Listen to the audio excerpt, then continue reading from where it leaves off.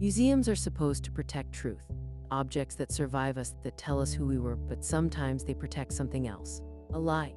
In the late 19th century, New York wanted culture, not slowly, not carefully, immediately. Europe had antiquity, America had money, and money, when impatient, makes terrible decisions. This story begins with three ancient warriors, life-sized, terracotta, Etruscan, or so everyone believed. The Etruscans lived in Italy long before Rome ruled the world. Mysterious, sophisticated, half-forgotten, perfect. Because the less you know about something, the easier it is to fake.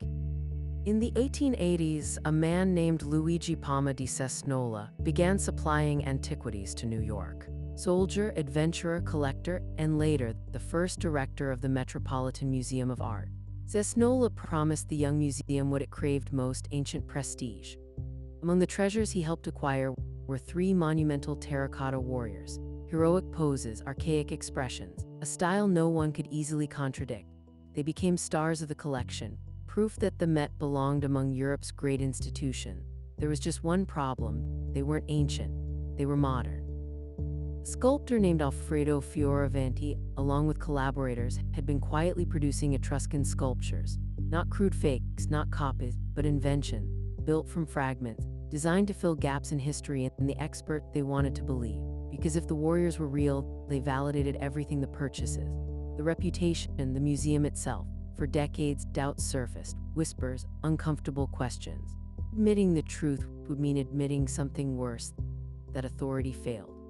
Eventually, science arrived: thermoluminescence testing, clay analysis, cold, unemotional data. The verdict was clear: the warriors were made in the 19th century, not by Etruscans, but by modern hands that understood exactly how desire works.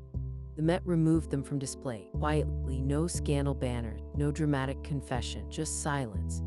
This wasn't stupidity, it was human nature. Experts didn't miss the truth because they were ignorant.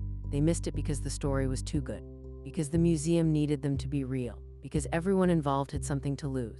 This is why art forgery works, not because fakes are perfect, but because belief is powerful. When we look at a museum wall, we assume certainty. Labels feel final, dates feel solid, but history is often provisional. The most dangerous forgeries aren't the ones that fool institutions, because once a lie enters a museum, it becomes fact. Defend it. The Etruscan warriors weren't just fake objects, they were fake confidence. A reminder that even the greatest cultural authorities can mistake desire for truth. So next time you stand in front of an ancient masterpiece, ask yourself, is this history? Or is it a story we wanted badly enough to believe?